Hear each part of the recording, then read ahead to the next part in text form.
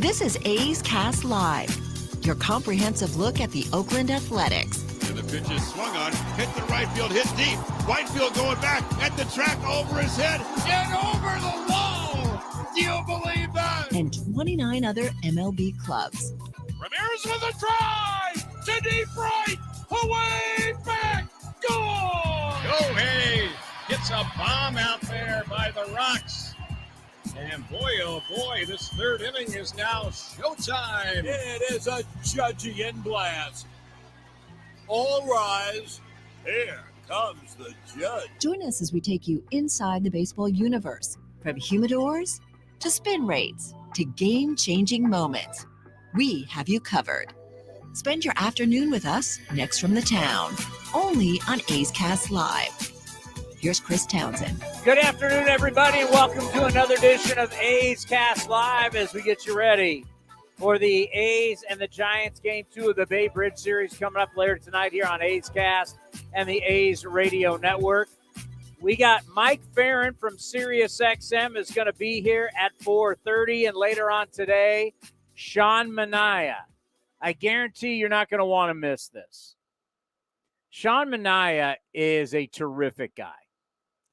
And I've known Sean for many, many years and very thankful to be able to get a player on game day to get on video and do an interview with us. That's pretty big because that's hard to get a player at any time, but to get a player on the day of the game is not easy to do.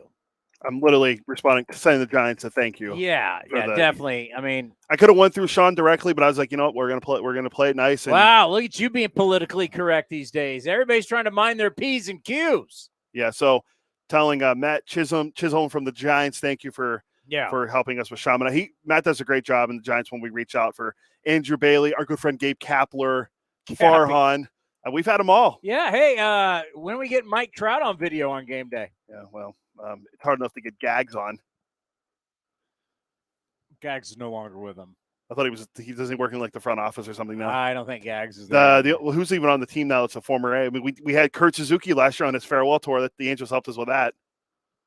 But yeah, I've been trying to get Trout every year since we've been doing A's Cast Live. So the fact that Sean and I did it on game day, pretty cool, and you're going to like it because he's got some nice things to say about his time in Oakland. We'll talk about his no-hitter against the Boston Red Sox and talking about his last day.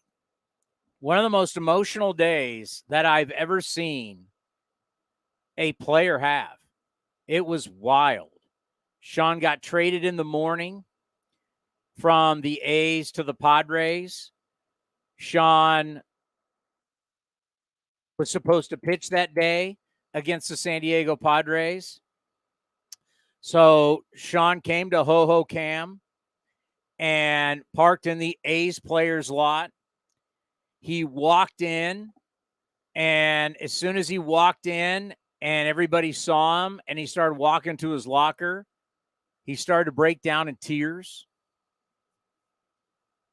I remember who was I interviewing? Cow guy? Oh, Dalton Jeffries. Dalton Jeffries. I'm interviewing Dalton Jeffries.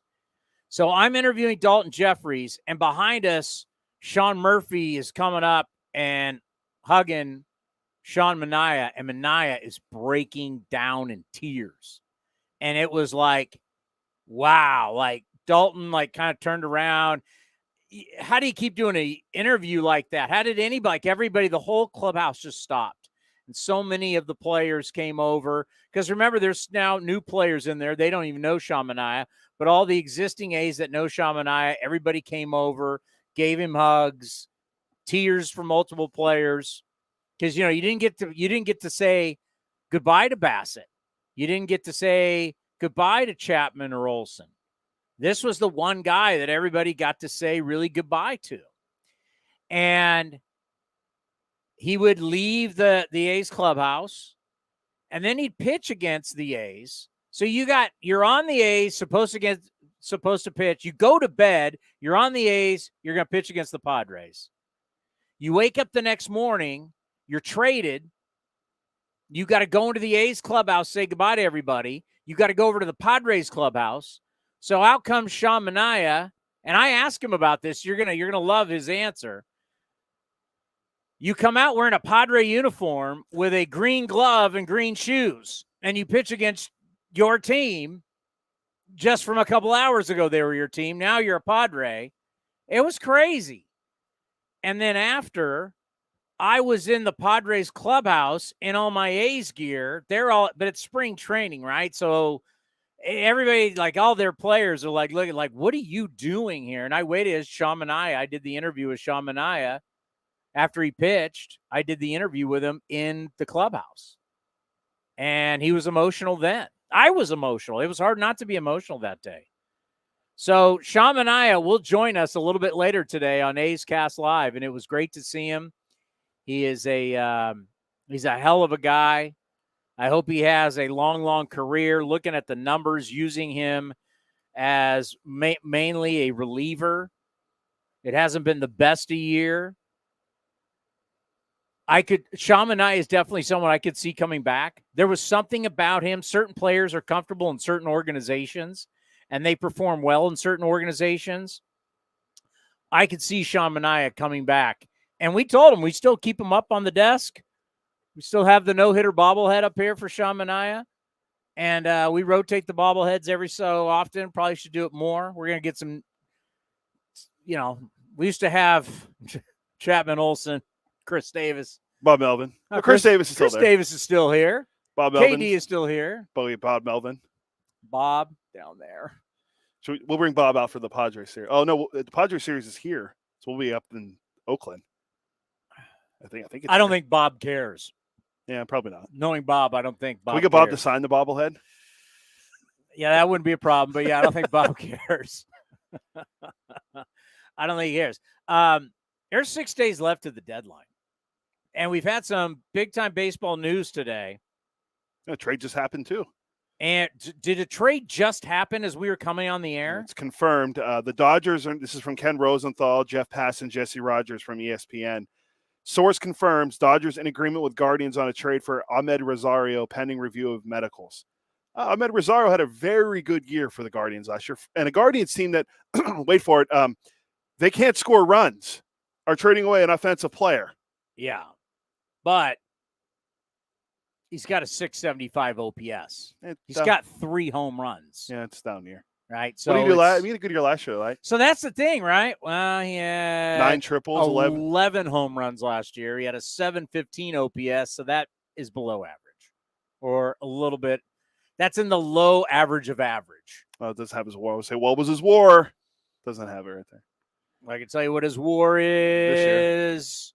Career, it is 9.5. This year, minus 0.3. Oh, that's not good.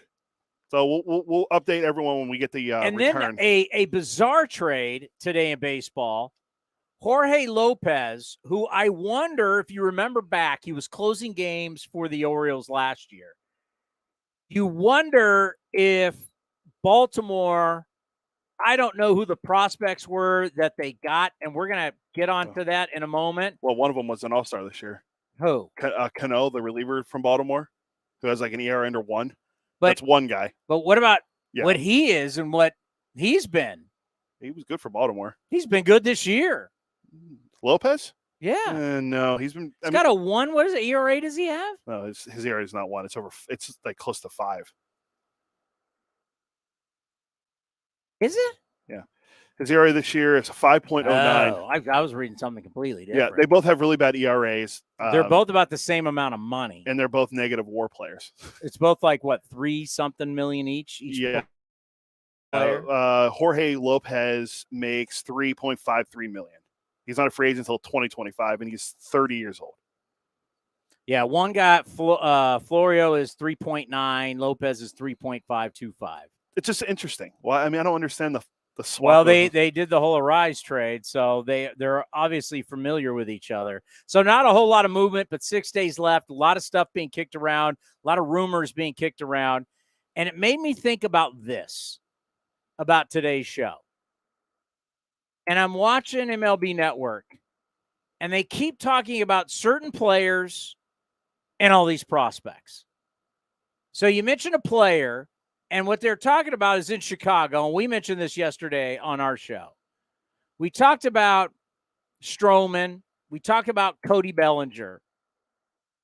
And the question on whether to keep these guys, and then they're like, probably Stroman's going to get traded. Bellinger, we don't know. But it's for a ton of prospects. Shohei Ohtani, it's for a ton of prospects. Everybody wants to trade known commodity for a ton of prospects. And it got me thinking today. We are starting to sell that there are far more great prospects. The unknown is greater than the actual players who actually are names, faces, guys with track records in the big leagues. We're throwing out this. If everybody was to be traded that everybody says that should be traded, it's amazing how many great future players there are in minor league baseball when the percentages will tell you that that's not the case. Yeah, I sent you something earlier. The percentages are going to tell you, wait till you see this. The percentages are going to tell you that all these minor league systems, they're not hoarding a bunch of future Hall of Famers like everybody's acting. Everybody's acting like you've got somebody that's about to make money. Maybe you're kind of going into trade them for all these prospects. The unknown is not as good as everybody's selling it to be. And it's funny because you're like, I was watching MLB Now today, and they're mentioning all these players. Well, you could trade him for prospects, trade him. And like, I'm noticing they're talking about a lot of different players being traded for prospects. Who are all these prospects? Who are all? I mean, we're trying to make that like every organization has this pot of gold of prospects that are all the next great players in the game. When the percentages say most of these guys you trade for, they'll be dogs with fleas. There was a tweet that went out right after the draft. The last 10 years of drafts and the percentage of each MLB team's picks that made it to the majors for any team. The highest, the Astros had 329 draft picks, 77 reached the majors. That means that was 23% of their draft picks have made it. So the best. The lowest? Hold on. Okay. Set it up a little bit. Let it breathe. Yeah. Relax. Dodgers second best. We're trying to sell a story here.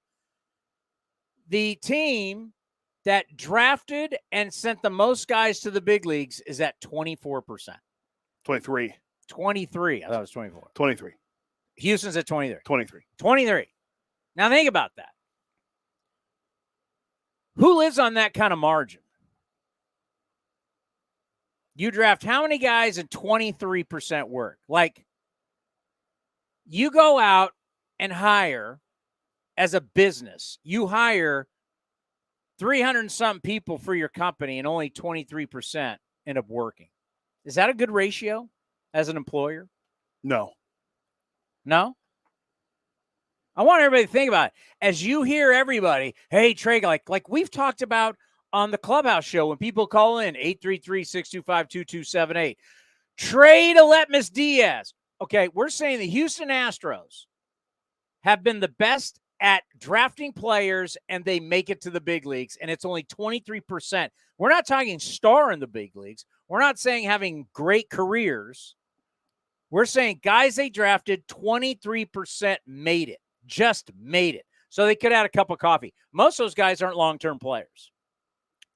Yeah, no. A lot of them are pitchers. Guys will come up. Guys get hurt. So it's essentially a fourth of their draft picks over the last 10 years. That's the very best. Yeah. Go to the A's. Well, hold on. Let's set up the top five. We'll tell the story more. Dodgers, second best. 67 guys reached it. That's 20%. Yankees. Second best is only 20%. Yeah. Yankees also 20%. For how many years? Last 10. So in the last 10 years, only 20% of the guys that the Dodgers, Yankees, both 20%. And Yankees have hired, right? I'm looking at, I'm trying to equate this to a normal workforce. Yeah.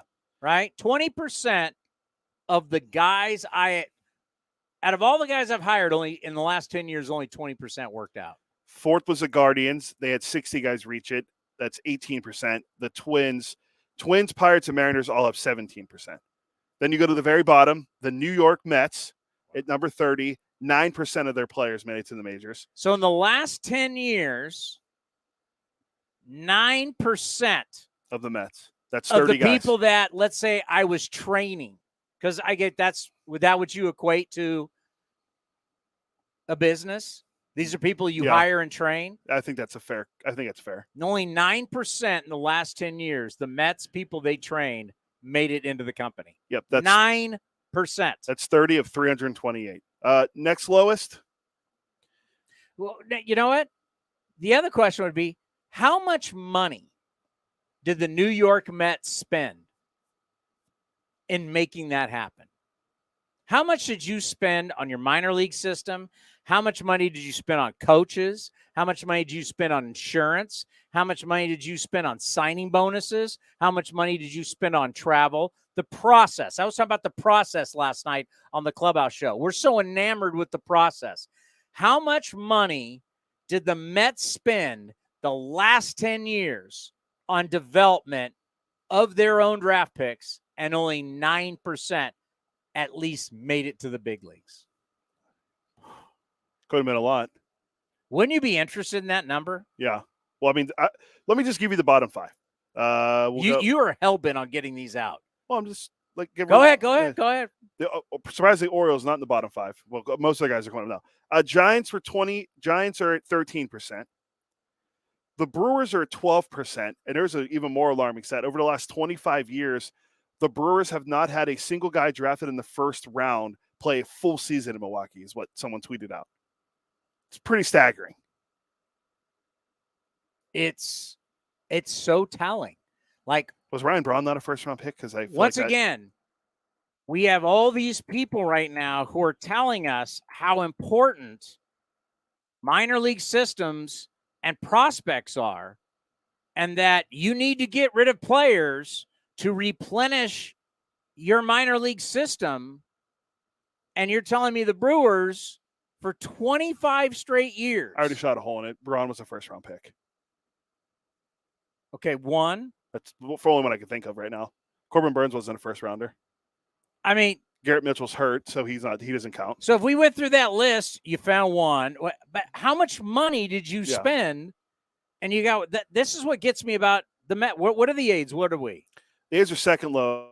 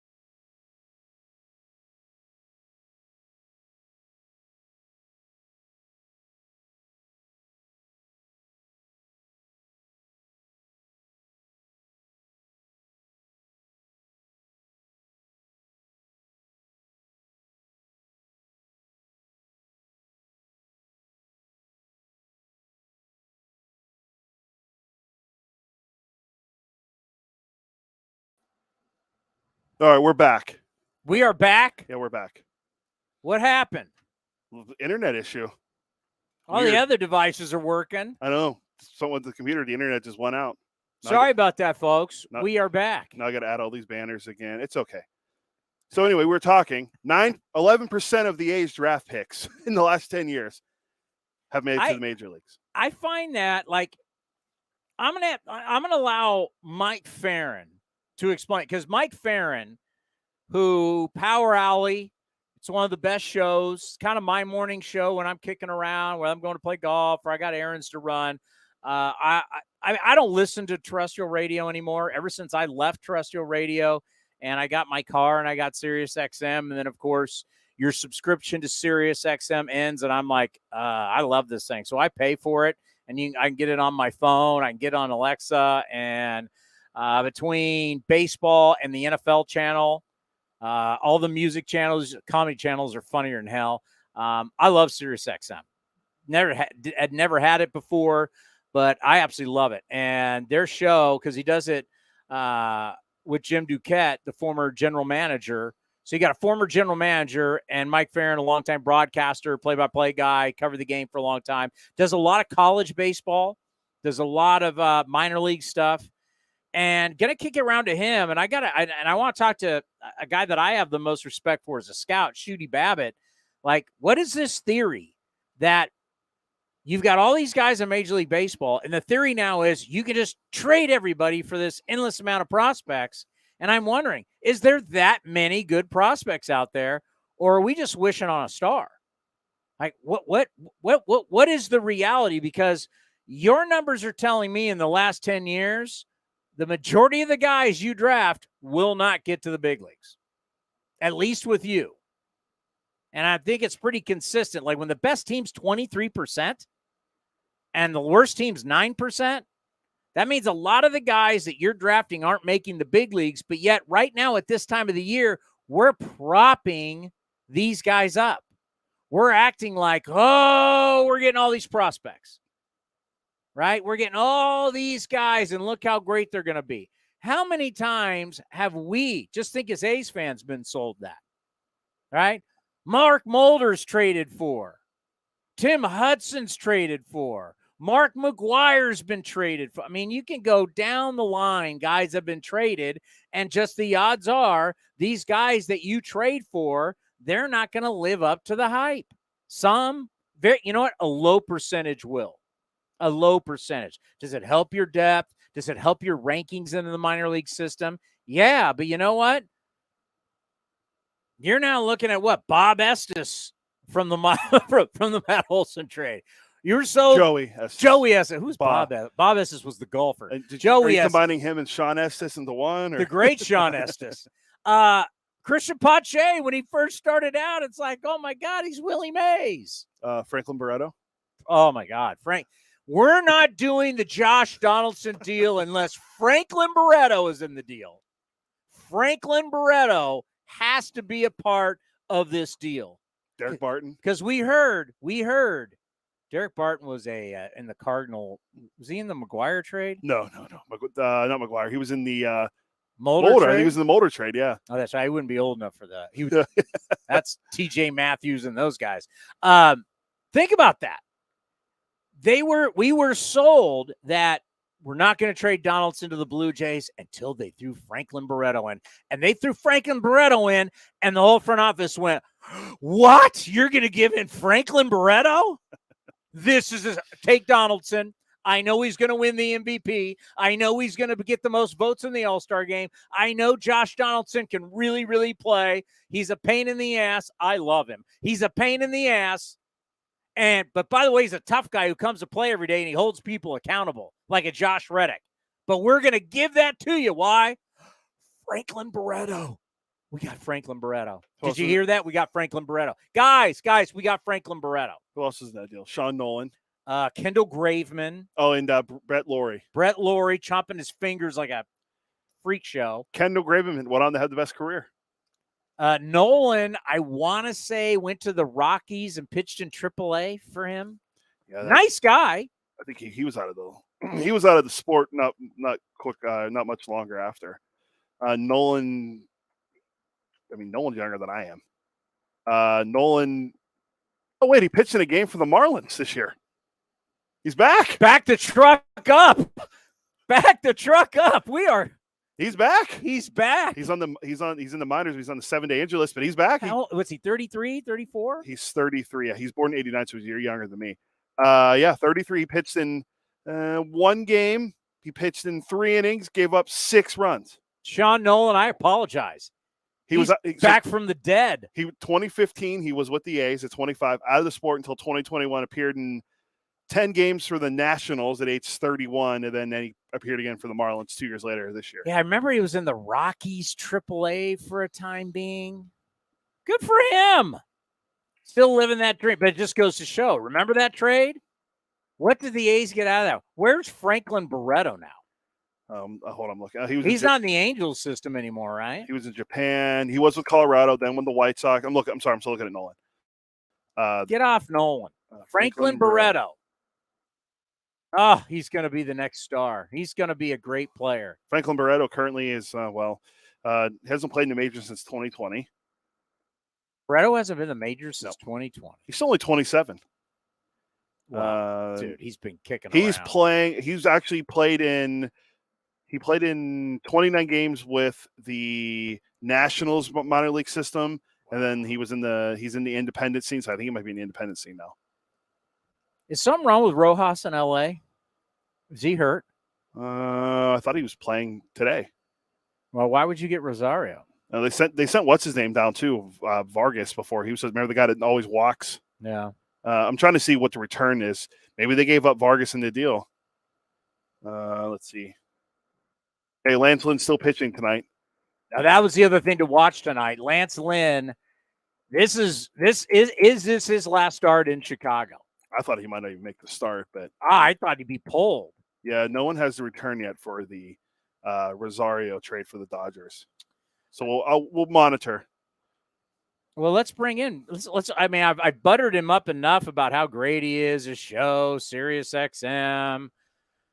I mean, men want to be with him, or women want to be with him, men want to be like him, all that kind of stuff. I mean, he was the voice of the WBC, right? I mean, so it's like he's like an international rock star now. Correct. Well, he's here now. Oh, hey, what's up, Farron? How are you? Well, I mean, I'll always have time for the little people in this world. Seriously, so I mean, there's nobody littler than you. Yeah, this isn't Team Japan here, and everybody's watching over in Tokyo. We're just this little thing called A's Cast Live. But what's up, buddy? We appreciate your time. How are you? I'm good. I just got back from the old ballpark where I was trying to learn a few things about the upcoming trade deadline in anticipation of this spot, because I wanted to bring you the freshest information. Are you breaking that the Diamondbacks are trading for Shohei Ohtani? No, because I'm not an idiot. Oh, okay. What are they saying over there? I mean, they're just like, what are they saying? Well, they want to be aggressive on the pitching front. They're looking for relievers. The Cardinals have a number of pitchers that are of interest to a bunch of teams. That's basically what I can give you. Well, yeah, I was thinking about you today. I'm watching MLB Network, and it's like everybody is like, hey, this guy, hey, you got to trade him. This guy, you got to trade him. We're trading for, you want to trade him for prospects. And I just start to think, like, we just went over, like, the New York Mets in the last 10 years, only 9% of the guys that they have drafted have actually made it to their club. And I just start to think, like, we're acting like everybody's got this pot of gold of prospects that you can trade for. Is there really that many prospects that are worth trading for out there in minor league baseball if you have a good major league player? I mean, I think it just kind of varies, right? So, like, it all depends. Like, for those superstar players, you're almost never going to get the same level of return that you would based on just playing them for 2 months, even if you're out of the race. Now, that said, are you able to get more than you would get if you attach draft pick compensation to them? Yeah. So, I mean, that's part of where that discussion is are you getting more valuable players for your organization, whether they pan out to be big leaguers or end up being trade chips than otherwise? Then sure, I think that's the case. And I think with, guys on expiring contracts, I mean, I think it's a way for teams to add depth to their organization overall. And I think there are some teams that are really good at identifying hidden gems in other systems. So it's a worthwhile it's more than a worthwhile thought experiment. It's worthwhile for teams to do with certain players. The problem is that we have decided as an industry that what we're going to cover is the minutia of stuff that really is insignificant. Like the Ohtani discussions about, like I'll pick on John Palmarosi because he's a friend of mine, and I'm happy to pick on him all the time. But like I love JP, but like the Diamondbacks and Orioles are interested in Shohei Ohtani the other day. Whoa! Stop the presses. No kidding. Contending team interested in acquiring good player, or, John Heyman the other day, whether there's the Pirates are willing to listen on David Bednar and Mitch Keller. Show me the names on the Pirates roster that they're not willing to listen to trade discussions on, and I'll show you an empty sheet.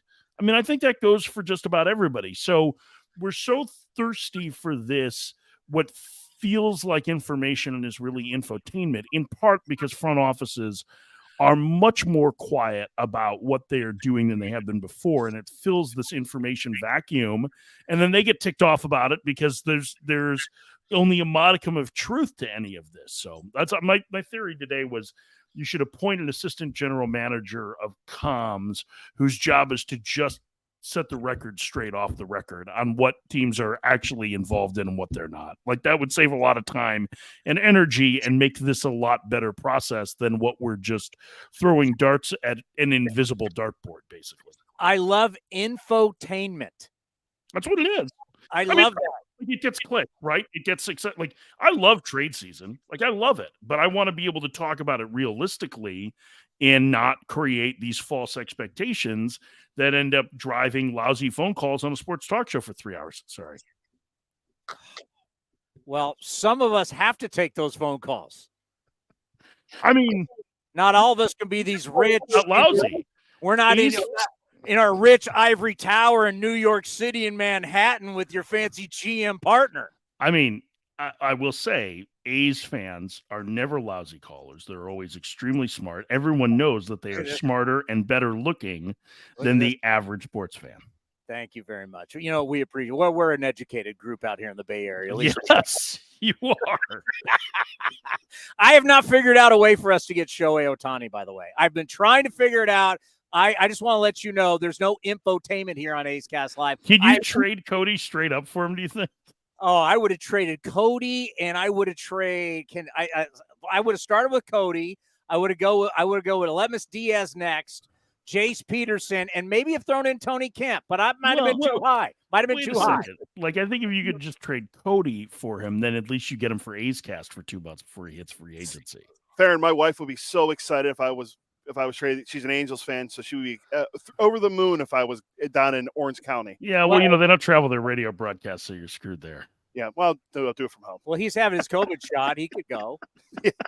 Well, they don't travel their radio broadcasters, though. They just don't, which is ridiculous. Well, the start of that was they didn't have COVID shots, or one of them did. Oh, no. This was not. That may have been the case, but this is we are saving money, a small amount of money, by not traveling our radio broadcasters and disrespecting our fans. That's what it is. I tell you, I'm not going to be any shocked about people traveling in the next 5 years.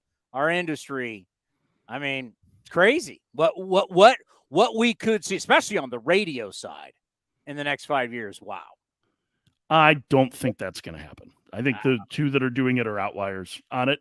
I think if you're interested in keeping your fans engaged with the product, the expense of doing that is so minimal that it's barely a line item. I think there's going to be there are obviously huge changes that are coming in TV, but remote broadcasting for teams, if that happens, you are just absolutely destroying your product. You are doing the dumbest thing you can on what is a relative pittance compared to what the rest of the budget is. It is beyond stupid to do it for a team. Beyond stupid.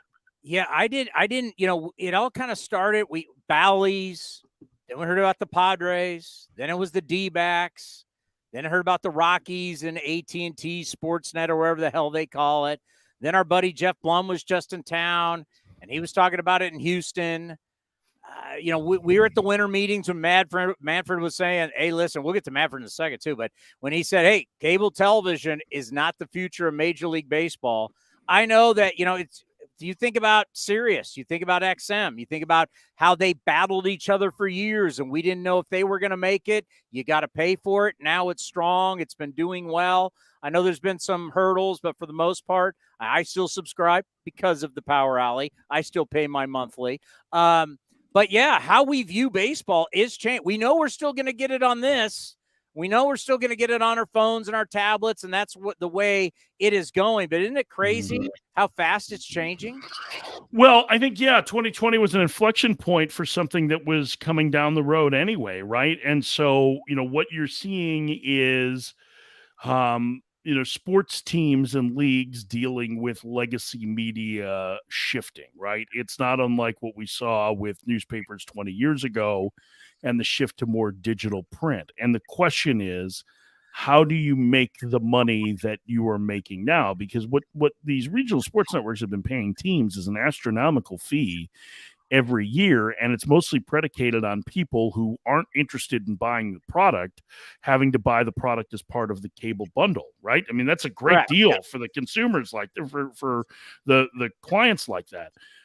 So now how do you get that? And I think one of the things that you're going to see is a greater emphasis on reach. I had a lot of conversations at the ballpark today, and one of them was about this, or a couple of them were about this, in part because the Diamondbacks are one of the teams that has now been separated from their contract with the regional sports network, in this case, Bally Sports Arizona, and had Major League Baseball take over their broadcast. They're like the Padres in that regard, and where the future goes. And one of the things that everybody is watching very closely is what happens with two NBA teams and an NHL team, the Phoenix Suns, the Utah Jazz, and the Vegas Golden Knights are all going to over-the-air broadcasts for their games, which is going to significantly expand their reach.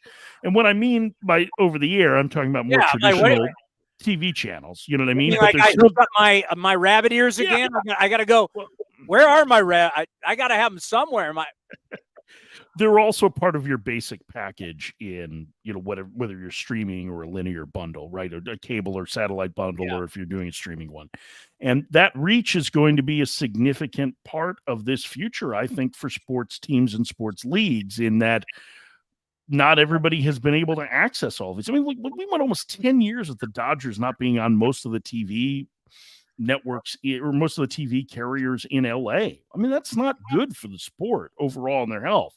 It was good for their bottom line in terms of what they made with those RSN deals. But I think there are going to be some bright spots that come out of this. In-market streaming, albeit for a fee, is going to be one of them.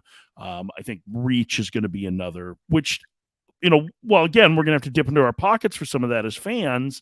We are going to have better access to a lot of the product, and I think that's important. Well, here's my question, because it kind of takes me back to like when we were kids. If baseball goes back to regular television, non-cable television, is Johnny Carson still going to come on after the game? Well, that's a good question. Probably not. He's dead, Chris. Remember the Tonight Show, how great that used to be? Oh, yeah. That's like, you want to go back in the day? Is there anything else you'd like to talk about? Do you remember rotary phones? I mean, if Don Rickles can come out and they're smoking cigarettes on a talk show, the good old days, Farron. Speaking of the commissioner, because obviously he's not a popular character around these parts. Really? And there were a lot of people who wanted to sell you that he could be in trouble. He was voted again. I know. Don't shoot me. I'm just the guy doing A's Cast, and I would listen to it. I would bite my lip, but people were honestly in our area trying to sell that, well, because of what's going on with Oakland and that he could be in trouble. And I have the whole time bit my lip going, you're selling something that's not true. He is still going to be the commissioner. He got an extension. They all voted for it today. Explain to everybody what's going on. So this was the first day of an 18-month period before the end of his contract. There's 18 months ago on his contract. There's a 9-month period where only a majority vote needs to carry in order to extend the commissioner, and that's where we are. So he got another 4 years tacked onto his deal through 2029. And the commissioner, in the sense that he has made money for his bosses, who are the 30 owners, has been extremely successful in that regard.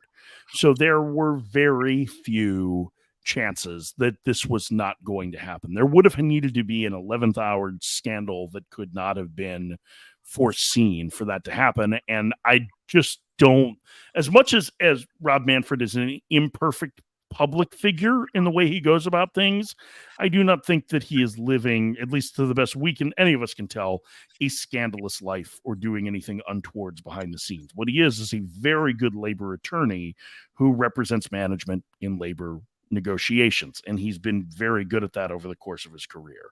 So all of the stuff that's happened with the A's, while it has been unfortunate in the way it's played out, and while he has not necessarily made things feel better for A's fans or really anybody else, with the way he's handled the comments, we're going to have a minimal impact.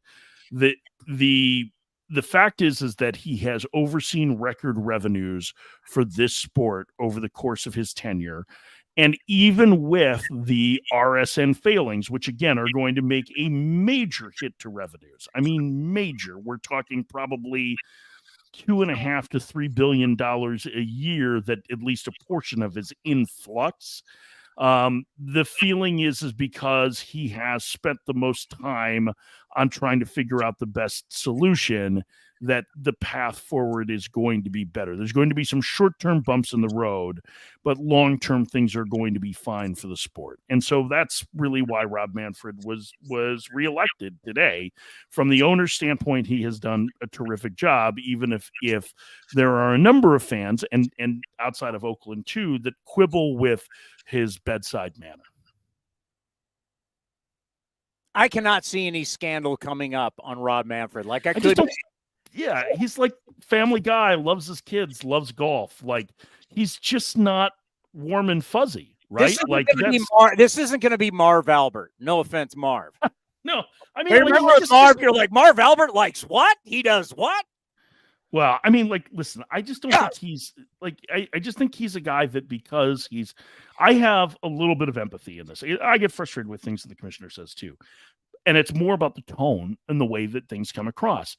But I try to remember that he had spent 0 days in his upbringing trying to be ready for public life, right? And then when you become commissioner, all of a sudden, everything you do is under a microscope. And I also am the son of an attorney. So when he has a snarky comment a little bit, and usually it has to do with something that is speculative. You grew up with that. I understand it a little bit, right? Now, my dad isn't quite as snarky there, but they do hold some things pretty close, which is like attorneys do not do very well with speculative questions. They want to deal in facts, right? Like they want to be able to deal in things. And there are things that I'm sure that he feels like he has to do that may not be his personal preference because of who he represents. But that's his job, is to take care of the 30 owners and to be a representative for them, specifically in labor negotiations and in organizing and helping to oversee the negotiation of contracts. So, whether it be TV or whatnot. So I really think this was a foregone conclusion. From that standpoint, he has been successful in his job. I wish he was a little bit better at the softer side of the gig. That's something I've wished for a long time because it doesn't always make you feel good. Adam Silver does the same things, but he makes you feel good about basketball, right? Like that's the difference, is that Adam Silver's comes across as much more empathetic in person than the Commissioner Manfred does. And that's just a difference in his personality. I'm not going to, there's only so much you can fault him for that.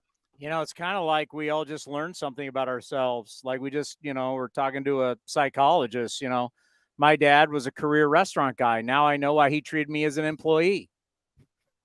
Now I get it. Now I was like, he could hire and fire me and make me do whatever I want. So now I get it. Now my late father, If Mike Farron would have been around when my father was alive, I would have understood more. Thank you. Is this why you make Cody do the dishes? Or you're out of here. What? You're out of here. I'll get somebody else. Craig's listening 2 seconds. And I like how you put that too, because I'm having to do that now with a lot of our players where they do stuff in games, and then after the game, they talk to the media and they're not good at it. And then I have to respond to it. And that's where I have to remind everybody that these guys, this isn't like college basketball where you make a run on CBS and TNT and whatever during the tournament and you're dealing with media, or college football. You're used to playing in the SEC or the Big 12 or Pac-12 championship game, then playing in a bowl game, talking to media. Our guys are minor leaguers who are young. Some are not even English as their first language. The next thing you know, boom, we pop them up to the big leagues and we got microphones and cameras in front of them. And we expect them to be able to detail their failure in a very good way and explain it. And sometimes they don't explain it well. It seems like they're not owning up to it. And it's just not the case. We don't have media training in baseball. So these guys haven't been trained to deal with the media after the game, especially when they've failed. I think it's a really good point. And I think it's something that actually has gotten better over the years. I think most young players, especially in the US, have come up under more media attention. I don't want to say scrutiny, but whether they're playing in perfect game events or they're playing in the Southeastern Conference or the ACC, they are dealing with media members and questions from the media far more than they were 15 or 20 years ago. And in that sense, I feel that they are significantly more polished. That said, if you are a competitor or care about your job at all, and you make a mistake, and 20 minutes after you may have made a mistake that helped to lead to the downfall of your coworkers, somebody's putting a microphone in your face to ask you why you failed, that's a very uncomfortable situation. And it's one that you have to get comfortable with, and you don't get comfortable with until it happens to you. I'm a big believer. I didn't realize we were going to get so philosophical today, Tony, but we learn a lot more from our failures and our shortcomings. All right. Well, here's what we'll do. Where's Ohtani getting traded? Is that what everybody wants? We are far better. We are far better at learning from our failures and our shortcomings than we are at learning from our successes. And so when players have struggles on the field and then they struggle to answer the questions afterwards, the hope is that they learn from that, and the next time they have a little bit better response or a better answer, or they go through it because they haven't been through it before. Because you're right, if you struggle in Vegas for the Aviators, there's a good chance nobody's covering you, right? But you come to the big leagues and you struggle. You have the 10th largest market in the U.S. that has newspaper writers, TV people, radio people that are there asking you questions about why it went wrong, and it just takes a little bit of time. And that's a real struggle with a young team too, and especially one that has had, a number of struggles this year like the A's players have. We're finding out it's Noah Syndergaard is going to be going to the Dodgers, to the Guardians, according to Ken Rosenthal. So we'll keep you updated on that trade between the Guardians and the Dodgers. I wanted to ask you about, where we are with 6 days left. And there's still questions for some teams because there's so many teams bunched up. What do you think about front offices right now? 6 days left. Am I in or am I out? Am I a dealer or am I selling? Do you think there are still teams that are torn right now with only 6 days left, trying to figure out who are we? Are we a contender? Are we a pretender? Or you think teams are still dealing with that 6 days to go? Yeah, I mean, I think there's probably like two teams that are actually dealing with it. We actually went through this exercise this morning on the radio, and really I think it's kind of like the Cubs and the Mets, right? The Cubs, I don't know that anybody expects them to be a postseason team, but they're 5 back in the wild card race, right? So they're right there coming into play tonight. The Mets, it's a little bit different situation in that they have a roster that is largely underachieved, at least by our external and their internal projections. And so, do they feel like they can put themselves in a position over the last 2 months to be competitive? Maybe. Not to mention that really the only player that they have that I think would net a significant return who's likely to be dealt or would potentially be dealt would be David Robertson. So I think you have a lot of those teams that are kind of in the middle whose preference is to buy.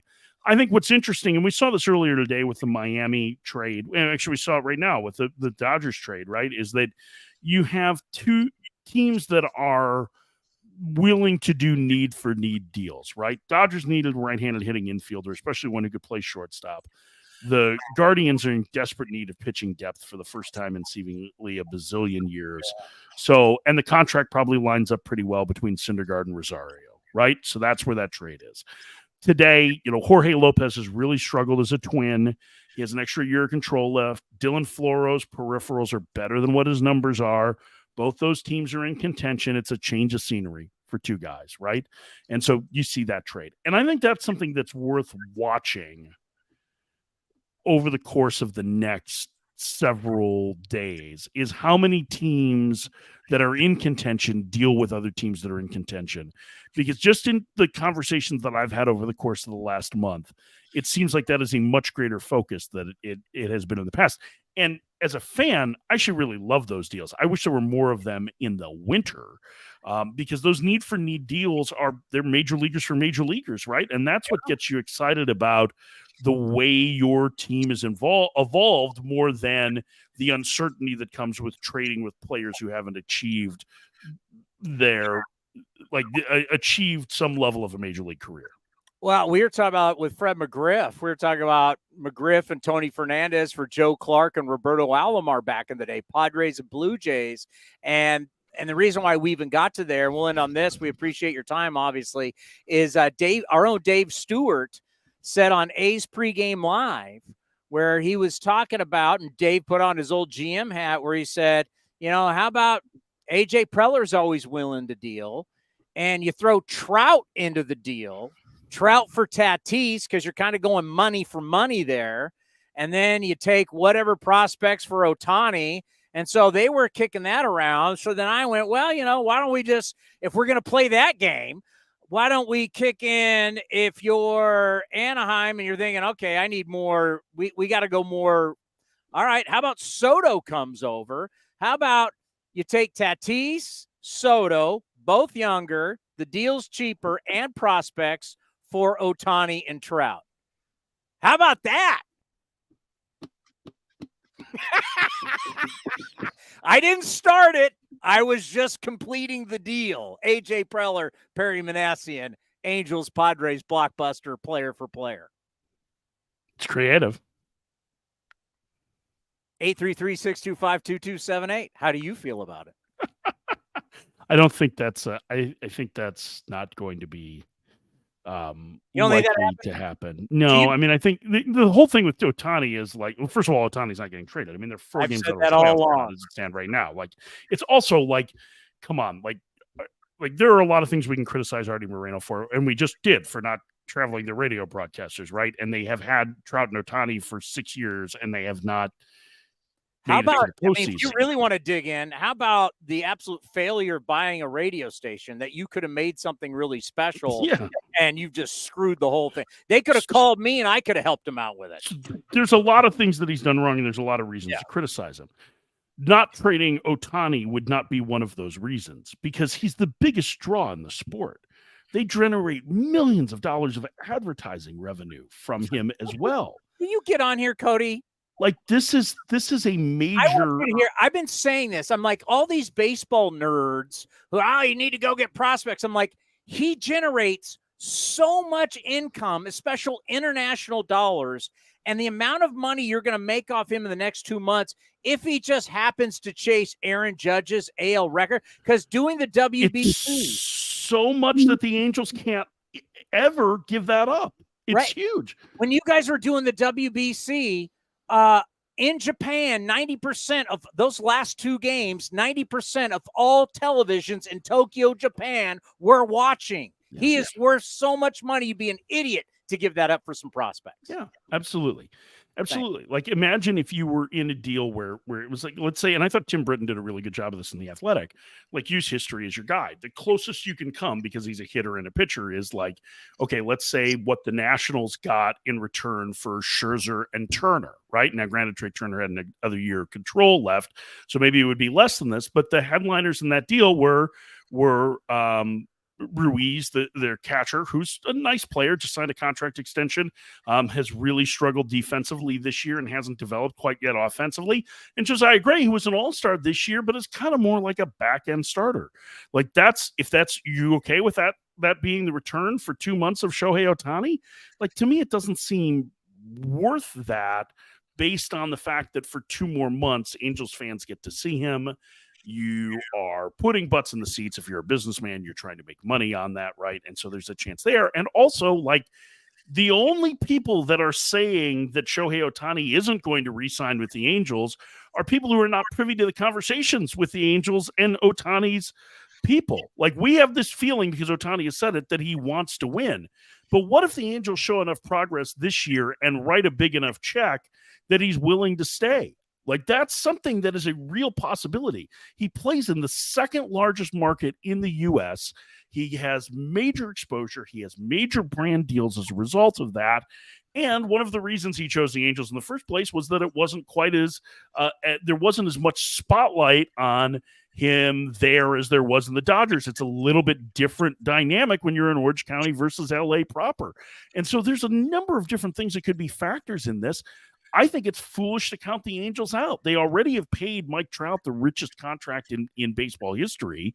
Why wouldn't they want the guy that is generating a ton of income? The only guy that is generating a ton of the off-field income for teams. Like, he is the one bright shining light. Return on investment. He is the guy. I apologize for keeping you so long, but I listen to your show, and then I can't talk to you. I want to talk to you, but I can't talk. This is the only chance I mean, you have my phone number. Well, I want to call you while you're talking on the show, and that wouldn't be correct. I just text you. Just wait till 10. Yeah, just wait till 10. Wait till you get off the golf course, and then you can call me. Well, I'm a little busy. That's the office, my friend. That's the office. Oh, yeah. That's the office. The big deals are being made there. Well, thank you very much. You know how much respect we have for you and your show. We talk about you guys all the time. We promote you. You guys are second to none. Your partner's fantastic. And I tell everybody, SiriusXM, please get out there. You guys are worth a subscription, no question about it. Your guys' channel. We're gonna have Spielborgs on Friday. We'll have Spielborgsy. We're gonna talk Rockies A's. Only if you refer to him as Borgsy the entire time. Does he like that? Doesn't matter. Okay. It'd be better if he didn't like it. If it's like, why does he keep doing that? You know, I love you guys too, and I love what A's Cast has done. It should be the model for the way teams try to connect with their fans going forward. You guys are great. And should we go back to the moronic callers now? You don't have moronic callers. A's fans aren't morons. Well, we don't take callers. We don't take callers on this show, so we can joke about it. That's after the game. You don't. That's after the game. That's after the game. Well, and those people, those are smart fans too. You have to be a smart fan to be an A's fan. That's debatable. Cody, you have to be a smart fan to be an A's fan, right? I don't have to screen those calls, fair, and I'm done by then. So. You guys don't have to deal with it. I do. My days of screening phone calls are over. But thank you for helping me with my father issues, and we will talk to you soon. Hey, anytime you need therapy, you call me. All right, buddy. Be well. See you, boys. The great Mike Farron right here on A's Cast Live. So now you know. So what'd your dad do for a living, Cody? My dad still works. Your dad hasn't retired yet? My dad's only 62. Your dad's only 62? Yeah. Well, I'm only 34. It's not like I'm 40-something years old. You know, it's. What does he do? No, he works at school. He works in maintenance at a high school. He works in maintenance? Has he always treated you like a fellow maintenance guy? So my dad used to be a foundry worker. Let me move my chair over. My dad used to be a foundry worker. So my dad did. What is that? Like blue collar, like worked in a steel mill forever. What's a foundry worker? Like literally. My father was in restaurant. He wanted a blue collar. My father was in the restaurant business. Yeah, see, my dad didn't do that. My dad was like using his hands all day. And what do you think my dad was doing? Restaurant business? Wasn't he bossing people around? He told you, bossed you around. Let me tell you something. When you own a restaurant and you're in the restaurant business, you bust tables too. My mother. You cook too. My mother was the one that bossed everyone around. My dad is the like foreman, telling people to do. Now at the high school, it's a little different. He has an easy job. He calls me 4 times a night. Remember, because he works till 11:30 every night. So on the East Coast. So yeah, but when he was working in the foundry, a little different. All right. He needs still that blue collar work every day mentality. I don't want to go way in depth on this. Just going to be honest, not trying to upset anybody. It's just facts. I'm sorry that in a way you were sold that Rob Manfred's job was in trouble. I've backed away. I mean, we don't want to talk about this stuff because it affects all of us and it hurts and it's tough and we get it. But sometimes, Pete, you got to realize you're getting sold and you got to know fact from fiction. You got to know facts from misinformation. Great to have the big left-hander Sean Manaea on the program. A's Cast Live as he's getting ready. Am I wrong on that? No, you're correct. And people have tried to sell that, and you're like, they're selling you a lemon. Rob Manfred was getting re-upped. There was never going to be a question. We haven't heard about the actual tally, but it was 30 representatives for all 30 teams. And I would bet it was 30 for 30.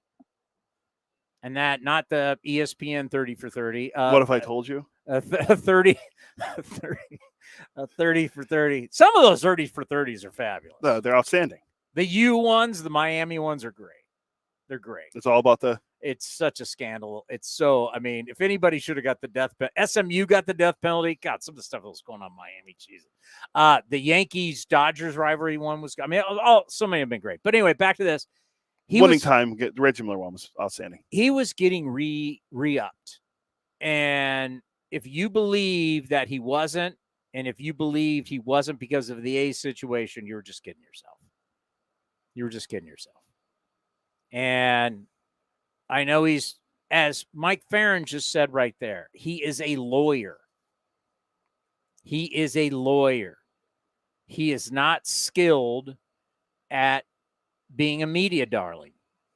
David Stern, the commissioner, God rest his soul, whether you loved what he did for the NBA or you didn't love what he did for the NBA, he definitely grew the NBA. And he got to the NBA, you know, from the Bird, Magic to Jordan to exploding.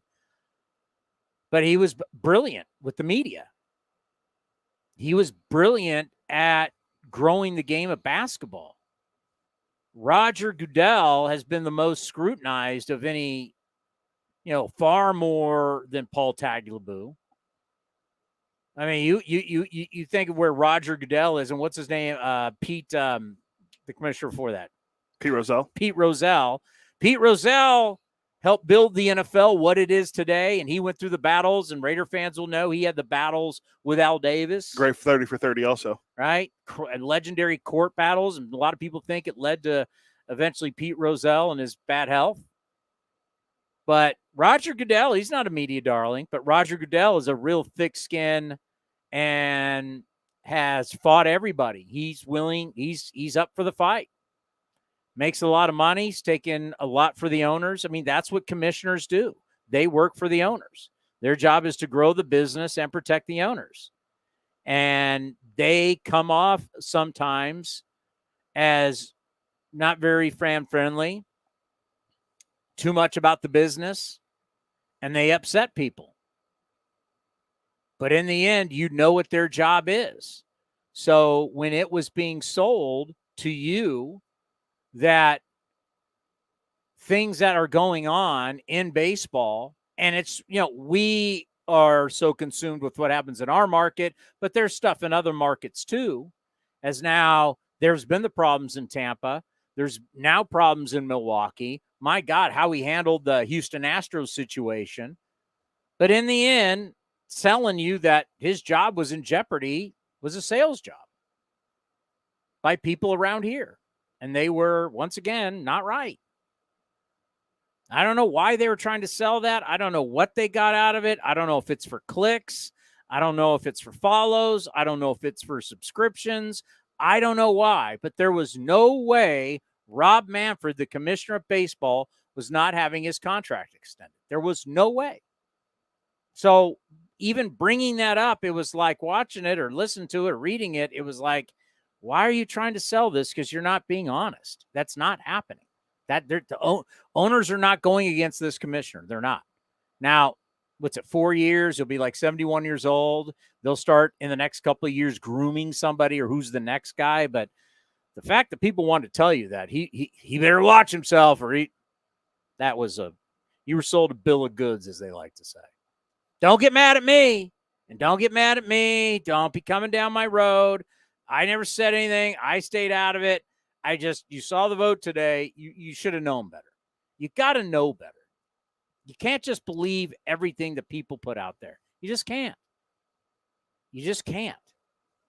And you know what? You end up upsetting yourself by diving. And I know how much it means to everybody, but when you delve into everything and you watch everything and you end up believing everything, it's part of the problem with what we perceive as media now. We gravitate to what we want to hear versus what are the real facts. And that happens in everything. It happens in politics. It happens in national politics, local news. How do I feel and who's agreeing with me? That's where I gravitate to. Doesn't always mean it's right. It may make you feel better, but it doesn't always make it right. And then when it's not right, it doesn't make you feel better. Does that all make sense? Yeah, I believe so. I mean, did you ever think Rob Manfred was not going to be extended? No, I knew he was going to be. Makes the owners money. So. Okay, you know it. I know it. Why didn't other people know? I don't know. We can't control the controllables. Thank you, Jim Harbaugh. Yeah. Back to programming. Speaking of Jim Harbaugh, he might be in trouble. Harbs is in trouble? Recruiting violations, could be suspended for 4 games. Really? That's why I sent out a Harbaugh gif yesterday of him going, "It's happening." What happened to Harbaugh? There's some kind of recruiting violation thing was going around yesterday. He could be suspended up to 4 games. I'll just do an old Google search. Isn't it amazing that college is still trying to do this stuff?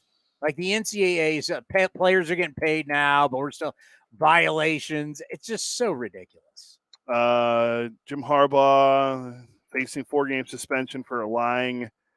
This is from a while ago. Yeah, but apparently for lying about stuff. Colorado could be heading back to the Big 12. The rumors are out there. And you know what? Coach Prime, baby. It made me think, at least college football gets it. Why the hell are the Colorado Rockies in the National League West? Why the hell are the Texas Rangers and the Houston Astros in the AL West? They have no business. We all have no business being in the same divisions. None. Like Colorado and Utah both have to be saying, was this the right move to come into the Pac-12? Really? Are we really Pac-12 teams? I mean, the whole ridiculous USC and UCLA. I mean, it's like region. We need to shake ourselves when it comes to all of sports, pro sports, college sports. It's ridiculous, right? Maybe, just maybe, it's time to let in the San Jose states and the San Diego states and for maybe Fresno into the Pac-12. Really make it about the Pacific Coast teams, right? All the way up to Washington, Washington State, Oregon State, down here to the Bay Area, down all the way to Southern California. Teams out west, and then go to the Big 12. It's just ridiculous. It's ridiculous the Colorado Rockies are in the National League West. Rangers and Astros, we have no business. We have a rival right across the bay in the San Francisco Giants, but we've got to play the Astros and the Rangers. Makes no sense. Well, our next series is against Colorado in Colorado. Exactly. What says? Well, that's the New Balance schedule, so that makes sense. I get it, but it just gets my point. You could have this killer division with the Dodgers and the Angels and the A's and the Giants and Padres and throwing the D-backs and I don't know. I'm trying to ship them out. They're more. I don't need the Mariners. They're more Pacific than who? Arizona. They're Pacific Northwest. Speaking of your D-backs are struggling. You see, there's a lot of teams struggling. That's where, I mean, is anyone struggling more than the Marlins? They can't even win coming out of the break. They won a game so far. coming out of the break. So that gets back to, where are you? Are you in or you out? You a contender or you not? It's a really tough decision. There's 6 days to go, and something that, some people really subscribe to, something that you subscribe to, I want to bring it up, is the run. And I know Billy Bean I remember one year Billy Bean, we did a whole thing on run differential with him. And run differential is something that the A's front office, we haven't done it with David Forst recently. Maybe we do that. But run differential, why does run differential matter? Just shows how, to me, it shows how well you're good at scoring runs and preventing runs. Okay, well, why does that matter? That's how you win games. You have to score more runs than the other team to win. Wow, that matters still? Yeah. Scoring runs matters? Preventing runs matter? Wait a minute. I mean, my weighted runs created plus, I've been sold that's the most important thing in baseball. Yeah, that's not. Not? No. No? Believe it or not, I'm not a big WRC plus guy. What about my Eno Sarah stuff plus? That's not the most important thing. My O swing percentage. What about my O swing percentage? That's not the most important. Maybe when you're talking about which we will get to, Spencer Strider in the pursuit of 300. Well, that's a big thing to worry about.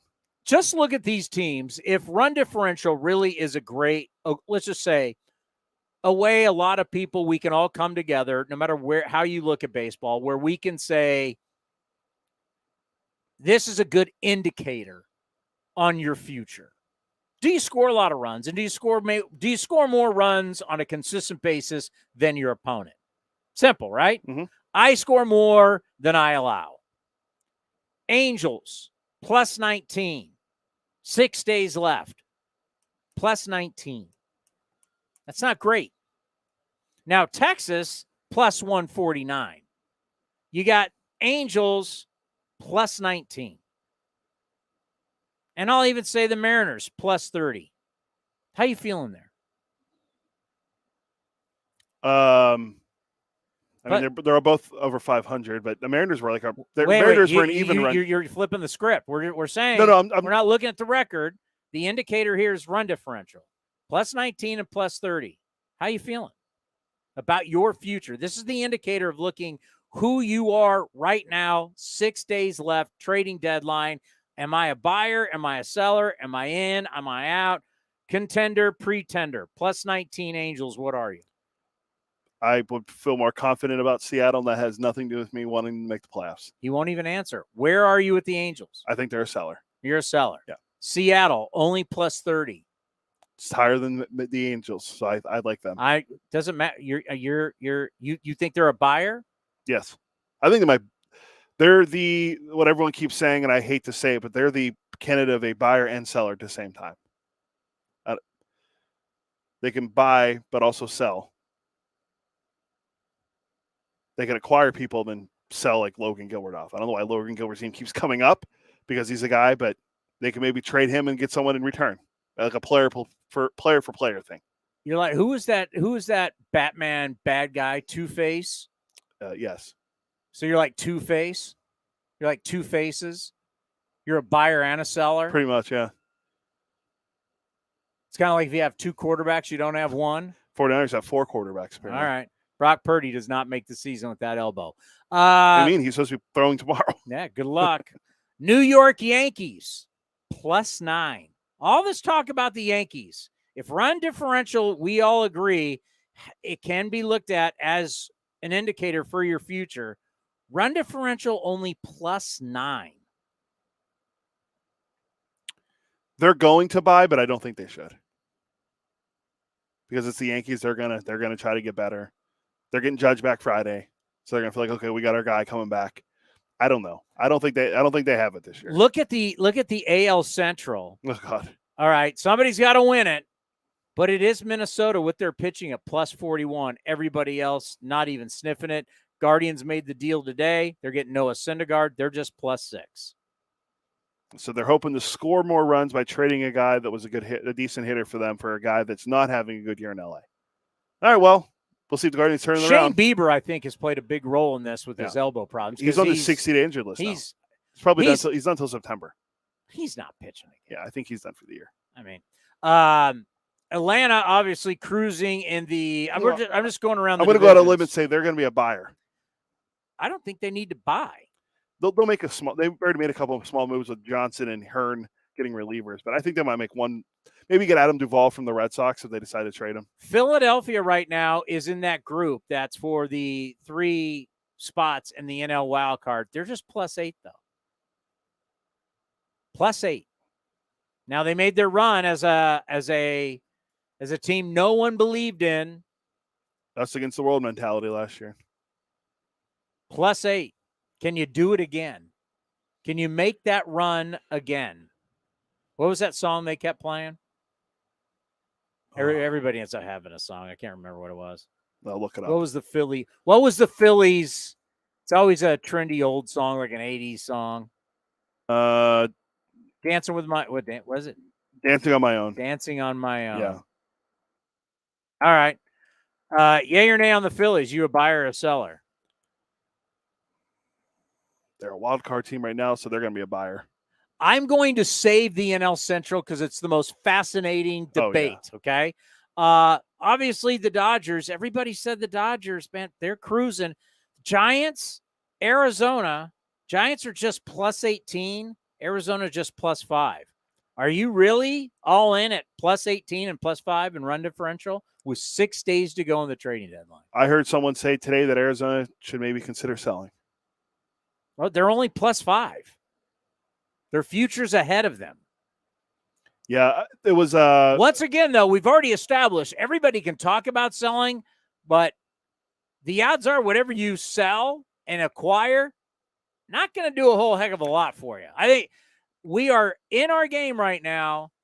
Everybody wants to talk about replenish, get prospect. It's like they're acting like everybody's got this pot of gold of prospects, and that's not a reality. Numbers show it. Percentages show it. Yeah, I forget who said it. It might have been Steve Phillips said it on MLB Network earlier that they should be buyers, but buy controllable, like guys beyond this year. I don't know how many guys are really out there they can get they're controllable like that. There's a lot of people talking about these moves, and it's just like we sit back and we just go, how is this possible? How is there that many great prospects just floating around that I can trade this guy and that guy? Everybody wants to just trade for prospects. It's like we act like there's a bazillion great prospects, but yet we look at drafts, how many guys come to the big leagues from your draft, how many guys have successful careers from your drafts, and it's not that high. We had a commenter on YouTube asked, what's the Dodgers run differential? It's +97 right now. Yeah, Dodgers are cruising. Dodgers have the most.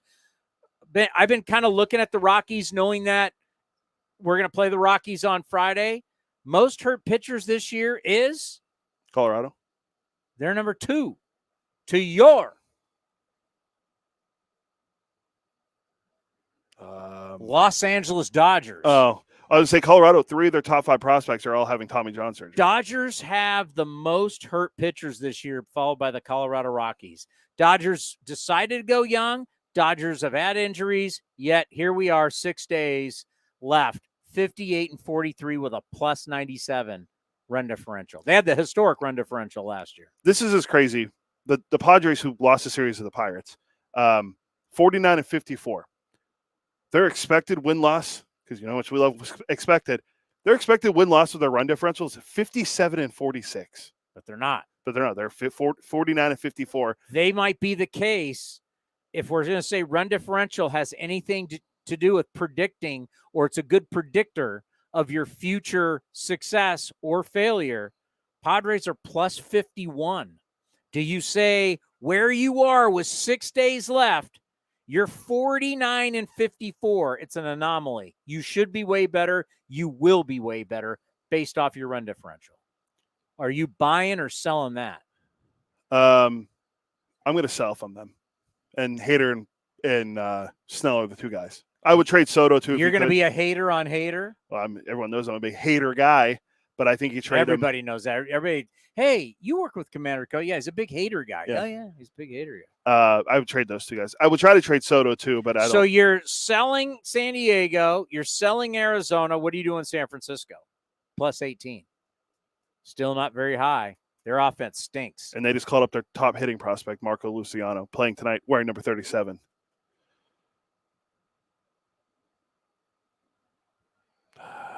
I would buy. All in on plus 18. Now the Central. Fascinating. Milwaukee -3. Cincinnati -6. The only team with a plus in front of their number for run differential is the Chicago Cubs. They're 49-51.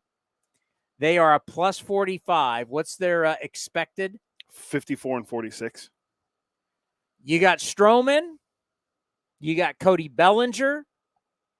You got Wrigley Field and a ton of cash.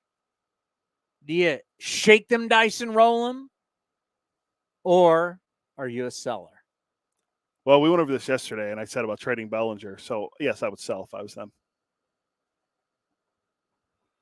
Now, think about what he just did.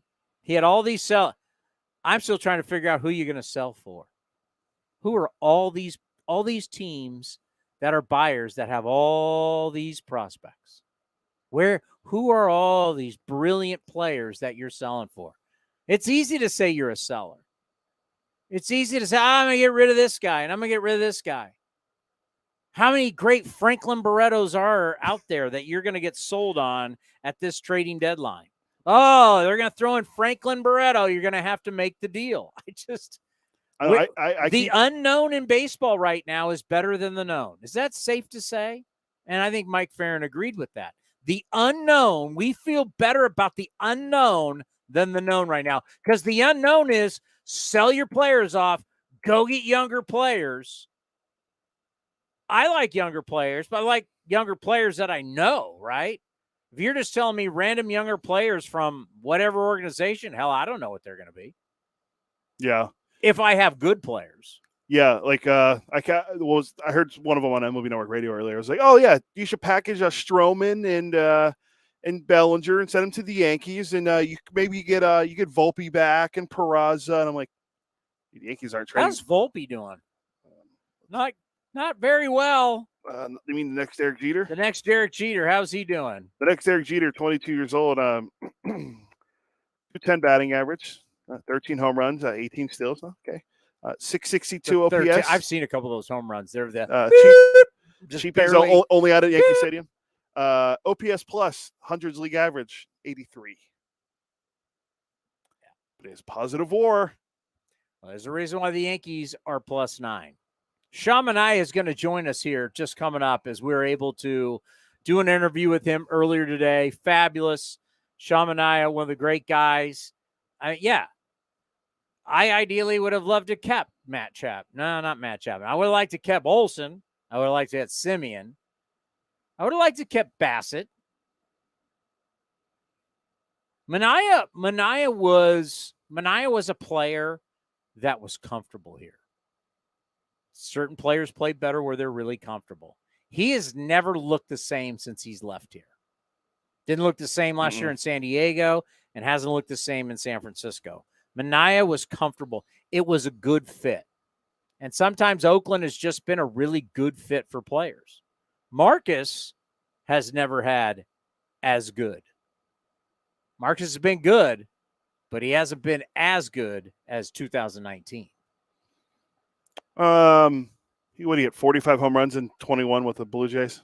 I know, bandbox ballpark, but he had a good year that year. But yeah, never has been as good as when he finished third in the MVP balloting for the Yankees. Yeah, where are you finishing in 21? Let's see. I'm with you. I don't think he's been like right now. He doesn't even have an 800 OPS. Yeah, it's 786. Marcus in 21 finished third in MVP voting as well. Played in every game, hit 45 home runs, drove in 102. With Toronto, his only year there. What was his OPS the year he was third MVP for the Oakland Athletics? 892, 21, 873. So yeah, has never been better when it comes to OPS. And he was playing what position? Shortstop. Every day? Yeah. For a team that won the division, right?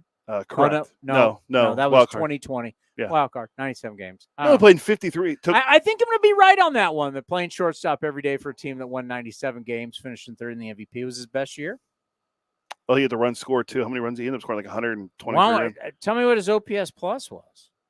139 versus Night in 2021, 131. Oh, yeah. You know why? It's tougher to hit in Oakland than it is Toronto. Very true. That's, 30 that's your expected. What's your expected? 33 homers. That's when we take all the ballparks and factor them in. Yeah. 123 runs scored in Oakland that year. Pretty good, huh? Nice little year. Yeah.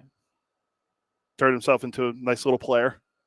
But as Jay Jaffe told us, could be a fringe guy you look at the Hall of Fame. I don't. It's tough to do offensive guys because if you like Donaldson flipping to Toronto where it's a great hitting environment, really it's for pitchers.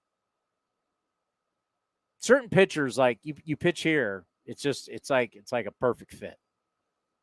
You're like pitching here. It's just guys love pitching here. Love the mound, love the ballpark, love the big foul territory. They just love it. So I don't think there's any guy that left here. There's one guy I think that left here and had success that I can think of right off the top of my head. I know everyone's going to point at Sonny Gray. Whoa. Because of the years having, I'm going Gio Gonzalez. I mean, Sonny Gray left here and did nothing but struggle and was okay as a Red. Yeah, I think he's having a good year this year. I'd go Gio. But that's years later, and he's changed a lot. I'd go Gio. Gio what? Gio Gonzalez. Gio what? Left hand was great. I think the best guy would be Tim Hudson. I'm just thinking. Well, I'm not thinking of guys like recently. Yeah, Hudson, but I'm thinking of guys Hudson like old. I mean, he's older than Gio. Wow. I mean, Gio, and he won 16 games in 2011. Goes to Washington the next year. He wins 21. Mm-hmm. And then what? 11, 10, 11, 15. ERA 3.36, 3.57, 3.79, 4.5. Just kept getting higher after Oakland. Then 2.96 the next year. As he got older. That's 1 year out of a lot of years of high year. Let's look at Commander Cody wants to be right. 1, 2, 3, 4, 5, 6. So five out of 6 years, a pretty decent sized ERA for a guy that I don't know. I think I'd go Tim Hudson. Next career. Tim Hudson won over 200 games, right? Yes. Did he? I believe he won over 200 games. World Series. The only Tim Hudson did have Tommy John surgery. That would be the only drawback when he left. Yeah, I couldn't remember how many total. 222 games. He's another guy. 58. His WAR around at 58. I mean, he was on the ballot 1 year and he was already off. Something we didn't get into because a lot has been going on. I don't know how you're going to judge pitchers into the Baseball Hall of Fame. We could still save it for Friday because Spencer Strider's actually pitching right now, and it's all stemmed from that. Like, how are we going to judge pitchers if they don't go deep in games? Like, what are we going to put on the plaque 15 years from now? So, for example, Tim Hudson, his numbers 10 years from now, you're going to look at and go, there's not one pitcher that's ever going to get to his win total. The only guy even close is Cole. That's about it. Cole's not even that close. He's in, what is he got, like 130? Garrett Cole's not even close to 222 wins. No, I'm saying he's the only guy you can think of right now that's close. That's still relatively young. We say 60 WAR is a 60 WAR 139 is a Hall of Famer, right? Yeah. We've now gone from 70 to 60. Tim Hudson's what? 50 round up. It's 57.9. So 50. So he's like there. that far. Yeah. It's like that far. But what we're not factoring in is what is it going to look like 10 years from now when guys are not even throwing 175 innings? They projected, Fangraphs projected, and this all ties into Spencer Strider. They projected 9 guys go over 200 innings this year. Strider was not one of them. Strider was like 190. So each year it's getting lower. Yeah. So in 10 years, when no one goes 200 innings, no one has wins, like how are we going to judge pitchers? And then more importantly, what will we put on their plaques? Or just pitchers will never get in the Hall of Fame again? Oh, the criteria is going to change. So what? Got to have something. What are you going to put on the plaque? That's a big thing. What goes on a player's plaque? This player had X amount of RBIs. This player had X amount of home runs, wins, saves, strikeouts. What are you going to put on a pitcher's plaque years from now for the Hall of Fame? It's not going to be innings. It's not going to be wins.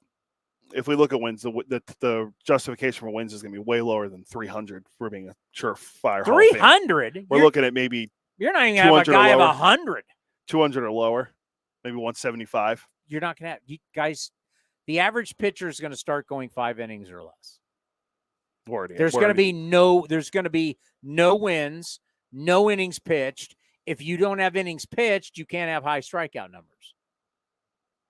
Yeah, like I said, the whole thing with Spencer Strider, he's only gone over 7 innings twice this year, and 20 starts. So you're never going to get to 3,000 strikeouts. You're never. So what are you going to put on a guy's plaque 15 years from now in the baseball hall, 20 years from now, which hopefully I'll still be alive and I'll be able to say, I told you so.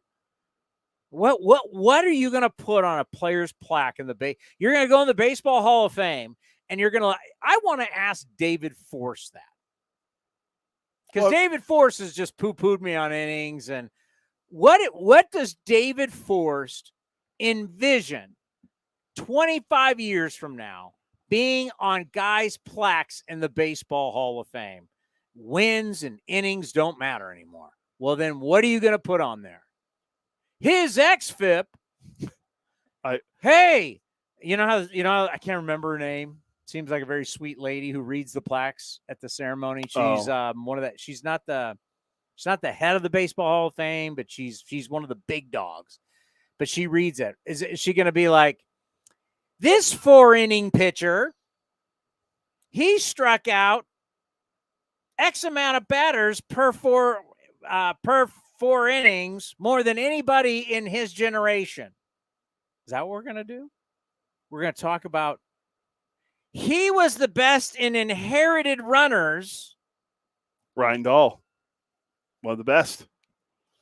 Think about that. What are you going to put on these guys' plaques 25 years from now when they don't have innings, they don't have strikeouts, they don't have wins because no one cares about wins? Ask Eno on Friday. I don't care about Eno. I want the people who are – Eno's not deciding. Eno has a Hall of Fame vote, though, doesn't he? Eno's not deciding on how players play. The guys who play today, I mean, the decision makers of what they draft, what they teach, we know for a fact in the minor leagues, these guys are not throwing any innings. Yeah, well, you looked at the Dodgers and their minor league numbers. I mean, they're just not throwing innings, right? So it's like, we should poll every single GM in baseball or president of baseball operating. What do you think will be on players' plaques in the Baseball Hall of Fame, pitchers-wise, 25 years from now? If they don't have wins, they don't have strikeouts, they don't have innings pitched, what the hell is going to be on their plaques? Yeah, I mean, how will they even get in? Like, how are you going to be on one wing and look at these guys' plaques and all these incredible achievements, and then you're going to have this wing of guys that pitch 4 innings? Yeah, I mean, my whole thing, like I always said, is the way that we evaluated the game is changing all the time. So the guys that won 300 games completely. I mean, I hate using the eras debate, but that's what it is. It's the eras. Guys, there was no limits on guys back then. Where teams aren't letting guys go more than 5 or 6 innings. Now, I mean, do some players have control over that? Yeah, probably, but I don't know. It's going to be interesting to see how we do that. David's a good start to ask. I want to know. For someone like yourself who has poo-pooed some of those numbers, that's why I like putting it to David because he's an actual GM. You're just here on the show. I'm a GM for fantasy. Yeah. On how many teams? Baseball 1. You only have 1? Yeah. I'm proud of you. Yeah. How many on football? I do 1 with the A's and 1 with my own league, so I do 2. Are you a better football GM, football guy, or are you a better baseball GM? Actually, over the last few years, I've been a better football guy. I'm elite at hockey. I win every year in hockey. Whoa! Basketball, I win every year too. Whoa! That's every day. Like, slow down, Martin Brodeur. What are you talking about? Hockey's interesting because you got to follow.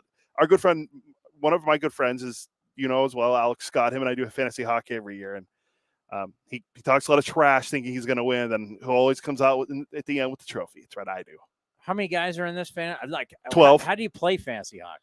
We just joined random leagues on Yahoo and just. Okay, so what's like? It's not for money. I mean, obviously, scoring pucks is a big deal, and assists. Goals scored, assists, penalty minutes, goals allowed for goalies. Is penalty minutes shots on goal? I want my guy to have penalty minutes. Yeah, I want Marty McSorley. Yeah, you could. I mean, I remember one year when I was running a baseball league, I put Ks in there for batters just to penalize everyone. So every time I did it, I always had the team with the most strikeouts. I screwed myself by doing that, but that means my guys were hitting home runs. But yeah, you could probably change where you have the most penalty minutes as a positive thing. I mean, in your Hall of Fame, on your plaque, I mean, tell me how great that plaque is going to be for Joey Gallo, your guy Joey Gallo. I thought you were going to go somewhere at the Hall of Fame in hockey where it's going to be wild, man. If you're a baseball Hall of Fame fan in the next X amount of years, it's going to be wild. I'm like, how do guys get in? Yes. How do guys get in? How do you get in? I mean, you can't even let guys that have had great careers in. Where this next generation of when all you do is certain things, it doesn't add up to great wars. That's why I think this conversation we can do on Friday with Spencer Strider's and what he's pursuing is pretty fascinating. Right? Because volume is what gets you high war. Yeah. And if you don't have if you only do certain things because front offices want you to do certain things, then that's going to limit you to how much your math's going to add up. Like if all you did is hit home runs, your war is not going to be high. And all you do is get base hits, your war is high. You got to do it all to get it up there. Yes. So that's why the greatest wars are guys that have like Henry Aaron. He's got a boatload of home runs, and he's got a boatload of hits, and he's got a boatload of extra base hits. He's got a boatload of runs. I mean, that's why RBIs. his WAR is so high. Yeah, Bonds. All of them. Ted Williams, Babe Ruth, Willie Mays. They did it all. Well, now we kind of raise guys to be, well, you're good at this, and you're good at that, and we'll mix and match, and you're not good against lefties, and you're good against righties. Platooning and all that. You're going to do this. And pitchers, my God, you're only going 4 innings and you're going 3 innings. I mean, the Baseball Hall of Fame, what's going to be interesting? I mean, hopefully when it all goes to crap, I won't be around anymore. Well, you got at least, for this stuff, when we look into guys of this generation, you got at least 20 years. Probably. I mean, think about it. Some of your favorite players now you can't even get. You can't even get in Wagner. I know. Right? It's a shame. You can't get Wagner in. How are you going to get a modern-day reliever in if you can't get in Billy Wagner, who was a terrific closer? You can't. Who are you going to get in now? Yeah, Saves don't matter. Everyone's going to make the argument for Jansen and Kimbrel, and I'm like, look, I get. Whoa! Those are now that we're talking guys who are starting their career right now. How are they going to get in the Baseball Hall of Fame? If you're coming up right now in Major League Baseball as a starter, how are you going to get in the baseball? What will get you in? Yeah. I mean, we're always going to look at strikeouts, but that's the thing with Strider. You're not pitching a ton of innings, so how are you going to get up there in strikeouts? And you're going to have a Tommy John surgery in there. I think it's fascinating. It is. And that's why, like, this when I sent you the Strider thing, I think it's. Yeah, Spencer Strider strikes out a lot of guys, but he just doesn't pitch a lot of innings. Said he's not even projected for 200. Only 9 guys this year projected, according to Fangraphs, for 200 innings. And knock on wood, they stay healthy so you can get to that. Yeah. What happens in the day and age where not one guy gets 200 innings? I would love to know because I'd be vindicated for that bet we made a few years ago. Sandy Alcantara, he really screwed me, right man. Now I'm trending for another free dinner versus you. Well, hey, by the way, before we get to Mania, we should probably take a break first. The 2 guys we said that would hit a home run in the Cove, they're not playing today. Soderstrom didn't hit one in the Cove yesterday. Who did I say? Cody Thomas. Yeah, that wasn't fun. Yeah, so I think we both lost this one. I didn't even look at the lineup today. We haven't had a break yet today. Yeah, so we should Brent Rooker back in the lineup today, hitting third and DH. He's back. He's I was back. wondering what the hell's going on. I'm assuming Freddie Tarnock's going to be the opener because it's what it says is that's who's. Right now, I got Hogan Harris is still on the bump. Has that changed? I'm pretty sure our PR put something out. Right here we have on our graphic it says Tarnock. I'm going to go with our own. I'm going to go with the A's graphic over MLB.com. I'll look at A's PR and see what it says. They sign up the lineup. Yeah, Tarnock. Well, Tarnock to me is not an opener. It was supposed to be Hogan Harris today. I mean, if Tarnock goes out and throws well today, you throw him out there for a second inning? Yeah. What if he throws well in the second inning? I mean, he's a starter. Yes, I think you let him go. He can be. Yeah, but then again, that's not the role of the opener. The opener is you decide he's going 1 inning, going 2 innings. You, the bulk guy. Are we still going bulk guy? Yeah, I think that's what we're going for. Okay, bulk guy. Yeah, he is the opener. Bulk guy then has to go down and warm up, and he's not.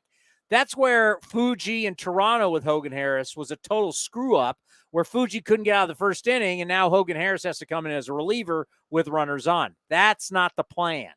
You have a plan of 1, 2 innings, and then the bulk guy's coming in. Clean inning. He knows when, so he's able to warm up normal.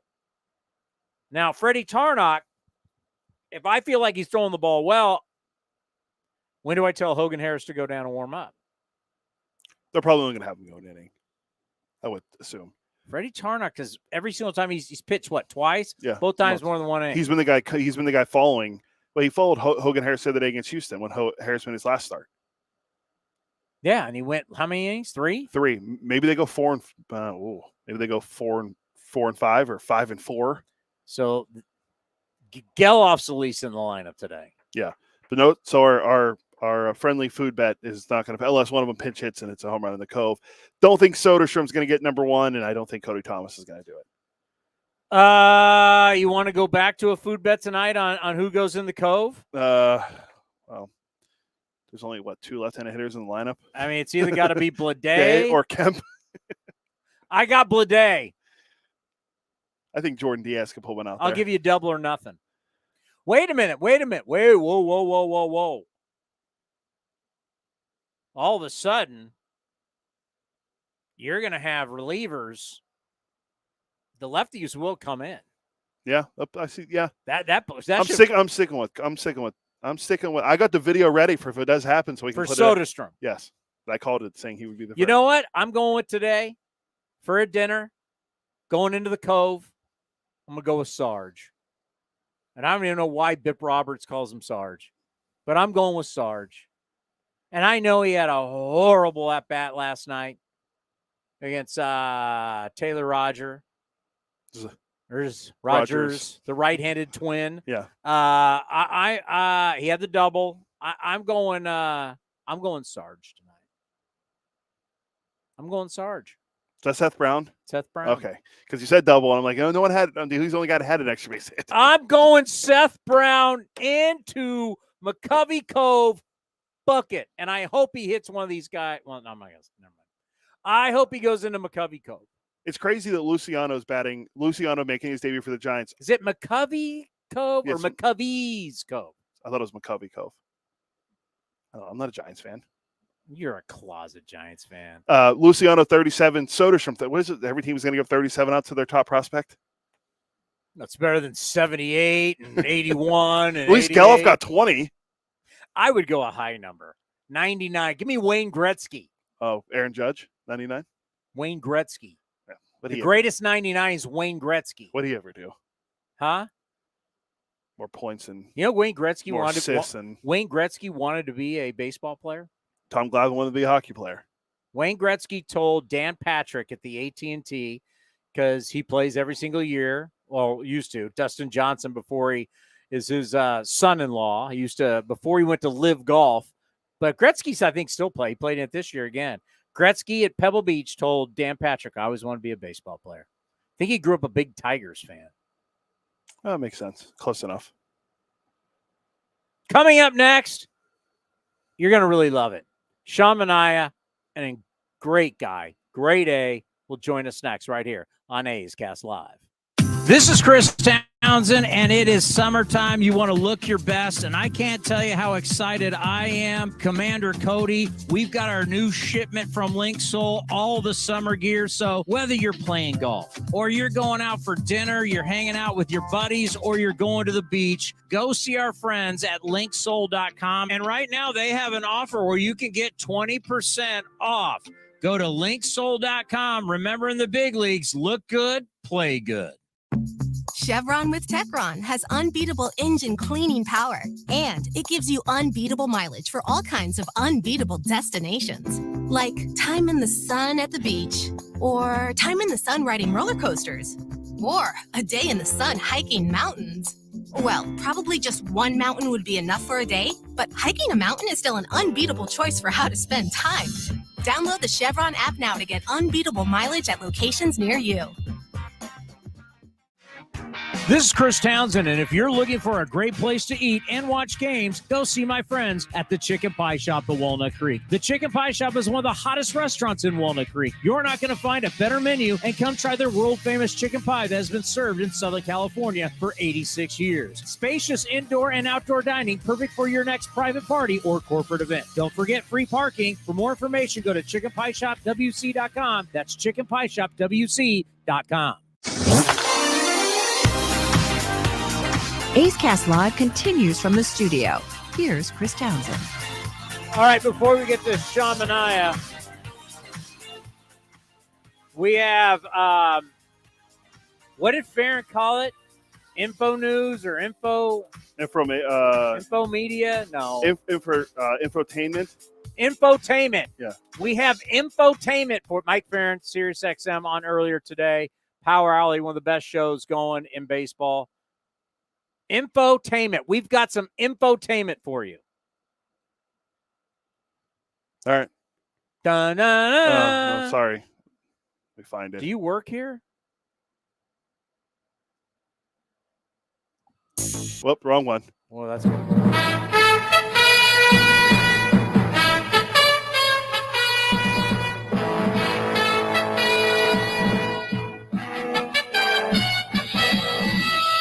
Live from the ABC Sports Desk in New York, I'm Chris Townsend.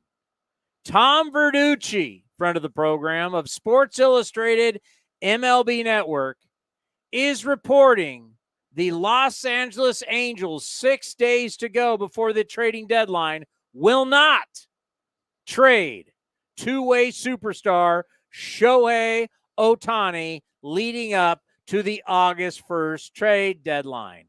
After fielding various trade offers for Ohtani and holding internal discussions the past 2 days, the Angels decided late Wednesday afternoon.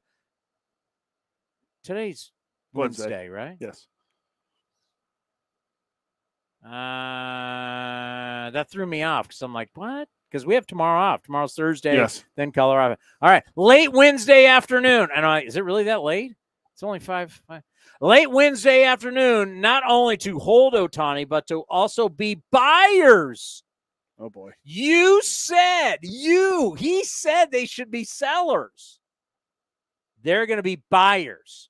The August 1st trade deadline, according to source familiar with the club's decision. I told you all along, you can say whatever you want about me, okay? We're going to run out of time with Manaea. I get it. You can be critical. I understand. And, oh, by the way, if anybody, I'm available. For some reason, some people, I think, don't come to the ballpark anymore. I'm available.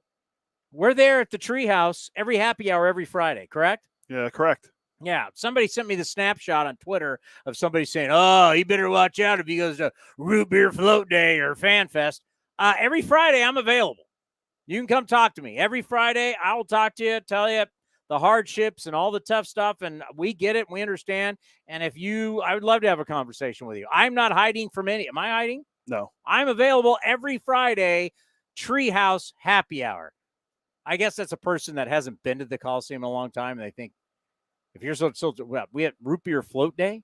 We've had that a while. Since before COVID, FanFest. Like, no, every Friday, we are not hiding from anybody. I told you, it's business. He's worth too much money. And these baseball fools who, by the way, most baseball broadcasters and most baseball writers are not business people. They don't own businesses. They've never owned businesses, and they've always worked for somebody. So in their world, it's all about prospects and baseball. And in the real world, it's about money. This is a business. Mike Farron backed me up, and I've been saying this how long? He is not going to get traded because he is worth so much money and worth far more prospects. But people will come on this show and be like, oh, they got to trade him for prospects versus the millions upon millions of dollars they're going to make off him alone in these next 2 months, especially if they can make the playoffs, especially if he goes for the AL home run record. I told you there's no way they're trading him. Told you. Well, hopefully he goes for the home run record then. I don't care. He's an Angel. I don't want him to get it.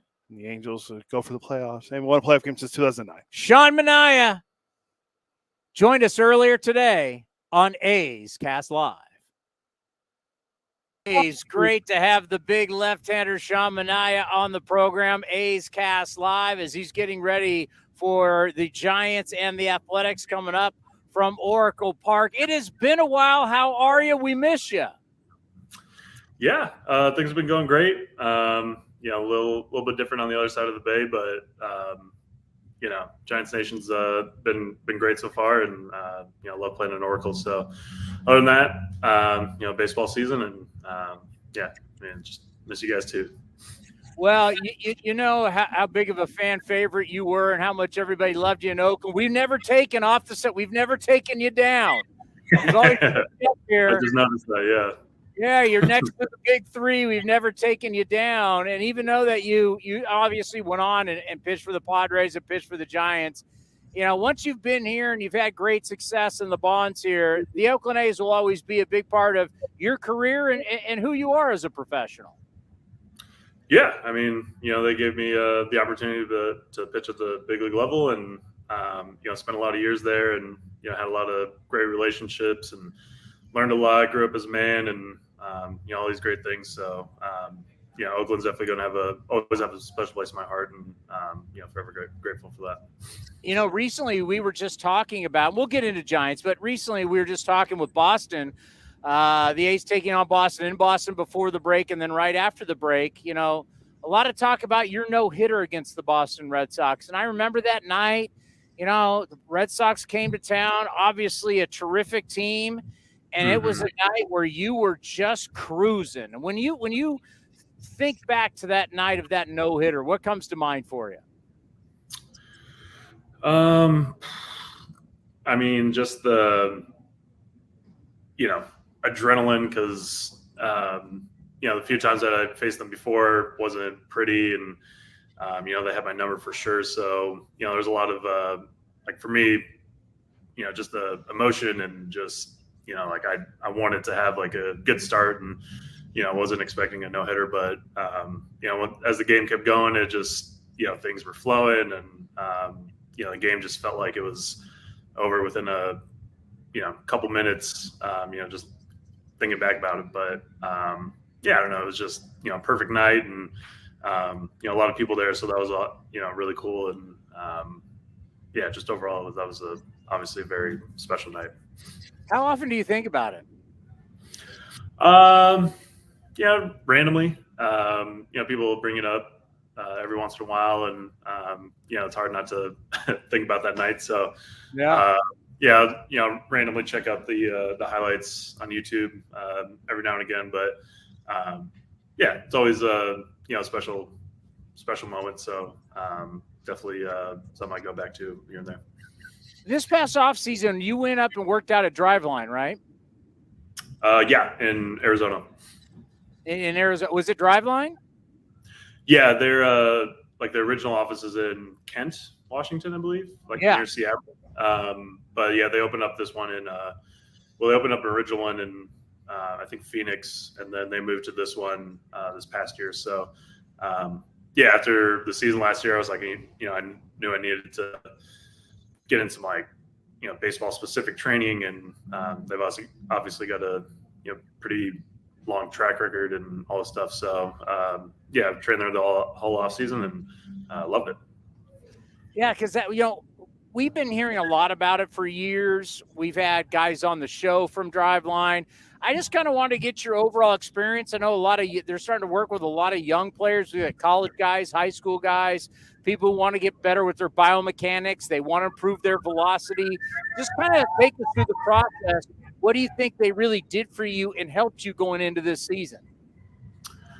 Well, like the first thing that we did motion captures. So they put all these like, dots and, basically like biomechanics stuff that smart people interpret. That stuff goes way over my head, but, they do a good job of like breaking down like the numbers and like, your rotational speeds and, a bunch of fancy metrics that, again, I don't really understand, but they do a good job of explaining like the most important things that, you could, like the low hanging fruit that you can improve upon. So, it was like the first thing I did when I got there, which would have been like a week or two after the season ended. And, from then on, or what they got from that motion capture data, they, pretty much just gave me a plyo ball routine for like the off season. And, it was like kind of like a trust thing where it's like, we think these drills are going to help you. So, they, do that. We have like a whole like map of like what the off season is going to be like. And, we think, this could definitely help. So, a little different than what I expected, but, I, trusted that process. And, even getting like towards the end there of the off season, like, my velo had increased like a little bit. But I knew for me, it was kind of like I needed like some adrenaline, some like fans in the stadium and stuff like that. I can't really just walk up a 2 mound and just throw 98, which, some guys can do that, but I don't know, for me, I just couldn't do that. So, but I definitely felt it towards the end of the off season there. And my first game that I pitched with the Giants hit 97, and I was like, oh my gosh, this is crazy. I didn't really feel like physically, like I was trying harder or anything. It just kind of was coming out better. So, my velo has been up this whole year, which has been great. So, I definitely think it works. And, it's been, incredible so far. So. I know you guys probably aren't scoreboard watching, so let me do that for you. It's kind of crazy right now. The way the wild card works, the Reds have a half-game lead over you guys, the Diamondbacks, the Phillies, the Marlins. I mean, you guys are all in this group for the wild card. I know you're still chasing the division, but just do you guys talk about in the clubhouse just, wow, how bunched up all these teams are for the wild card, and of course, still trying to win the division, which the Dodgers lead? Yeah, I think it's a topic of conversation. I don't think we're all just sitting around, just like discussing each little thing. But I think it's always in the back of our minds. Especially getting here into August. We got like a little over 2 months left, so we're definitely starting to get into that stretch run here. So. I think everyone's thinking about it, but obviously the goal is for the NL West, and it's definitely a real possibility. So, as the season goes on, like that group, it's going to be crazy here towards the end there. So, who knows what happens. When I think about you being a starter and pitching a lot of games out of the bullpen this year, it's so far different, right? Game day as a starter, you have your routine, how you warm up, when you run, when you throw, when you stretch, go through that whole process, how much you throw in the bullpen versus being in the bullpen. It's like, get down there, warm up, you got to get ready to rock, right? It's like 8 pitches, you got to be ready. So what has that transition been like for you throwing so many games out of the bullpen? Yeah, it's like you said, it's very, you pretty much described it. As a starter, each day is like its own routine, different routine. So day one, like say I started today, like tomorrow would be, all set on this one, like specific, like get the body moving, light throwing, if any throwing, really trying to recover, and then the next day would be something different, the next day would be different. So as a starter, your days are kind of structured around like your starts. And what I've noticed as, coming out of the pen is like, every day is pretty much the same. Unless you go multiple innings and you're down. That next day, it's kind of you have time to recover and do all that stuff. So, but yeah, coming out of the pen is like pretty. At least for me, it's been like the same routine every day. Go out and throw, stretch, run, work out if I have to, and then I have my own routine that I do right before or like as the game's going on, just to be ready, if my name's called. So I'd say it's been a lot different, but like the new challenges. It's been great to see this perspective coming out of the pen and seeing the game from a different viewpoint and I just like welcoming new challenges. So it's been great so far, but definitely a challenge. I wish all A's fans could have been there to see, and we'll end on this, how you handled that day in spring training where you got traded and you came into the clubhouse and you were so emotional. Everybody was emotional. And then you're pitching against the A's in a Padres uniform and a green glove and green cleats. And then you were so kind to then do an interview with me in the Padres clubhouse after the start. You're a salt of the earth kind of guy. It's one of the reasons why we all loved you. It's why the fans all loved you. And it's why we will always root for you. No matter what jersey you put on, we are all going to be in your camp. And you never know, maybe someday you come back and pitch for the green and gold. But I can't thank you enough for everything you did for us, the man you were, and what you meant to the community and the A's fan base. So we'll always love you. We're rooting for you. Good luck the rest of the season. Man, it just gave me chills right there. Thank you for the kind words. I mean, appreciate it. Appreciate you and the fans. So love you guys. Take care. Take care. This is Chris Townsend, and it is summertime. You want to look your best, and I can't tell you how excited I am. Commander Cody, we've got our new shipment from Link Soul all the summer.